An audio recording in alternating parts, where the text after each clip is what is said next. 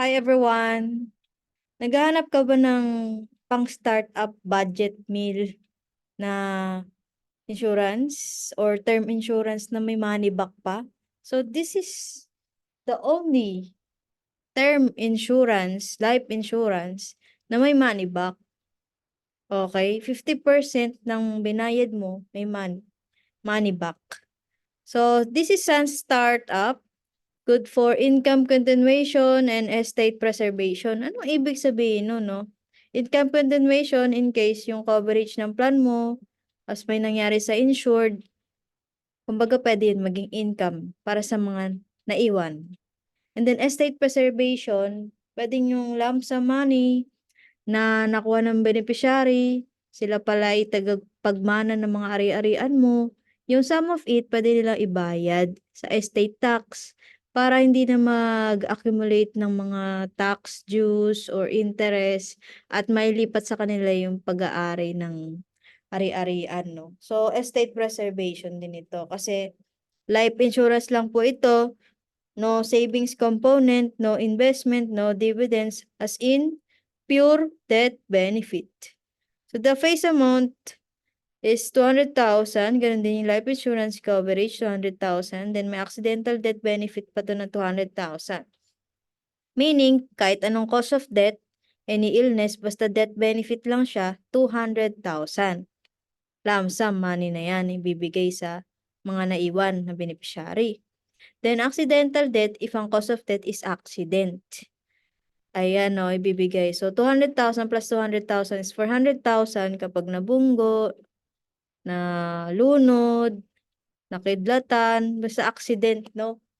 Ayan. Then, living benefit rider, kapag sinabi ng doktor na may taning na yung buhay. Okay, so, 60% habang buhay pa, 60% of the face amount bibigay sa insured.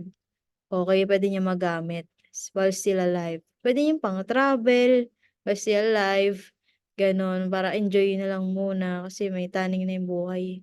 So, this plan is based sa age na 25 years old, female non-smoker. So, yun yung binanggit ko na mga 200,000. And the accidental death, living benefit rider.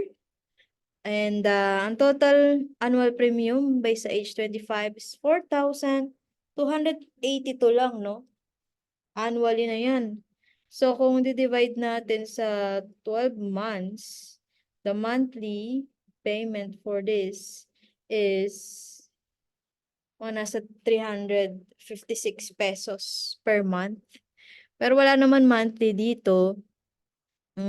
Sobrang mura naman na yan. Kung kaya ng annual, pwedeng-pwede.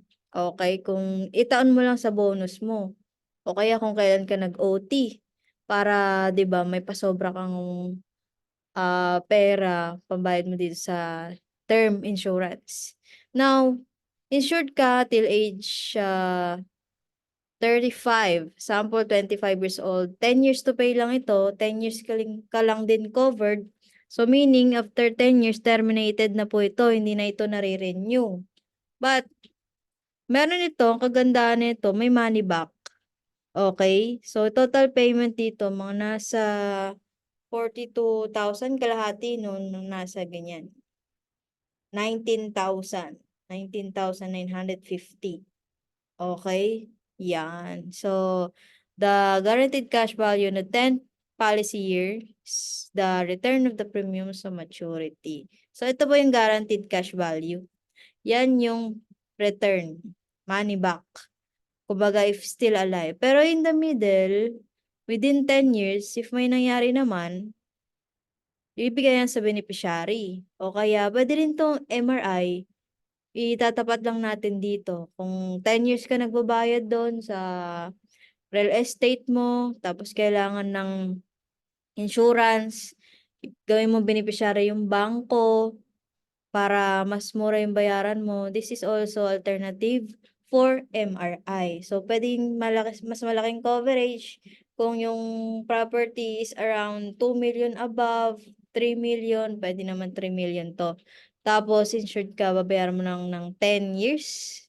At least, 'di ba, mayro'n kang puwedeng maipakita sa bangko na may insurance ako, ganyan. Kung may mangyari sa'kin, mangyari sa'yo as a lender sa kanila, beneficiary yung bank, okey? So, o kaya kung sa family mo na lang mangyari sa'yo, may mapapakinabangan naman sila within 10 years. So, puwede 'to sa mga may mga anak na o kaya single pagka gusto lang ng mas breadwinner pa, especially sa mga breadwinner, pampalaki ng coverage 'to 'no.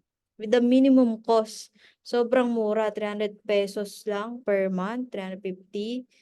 Kaya kayang i-annual 'to na bayaran, 'di ba? Kasi mura lang naman yung annual premium niya, eh.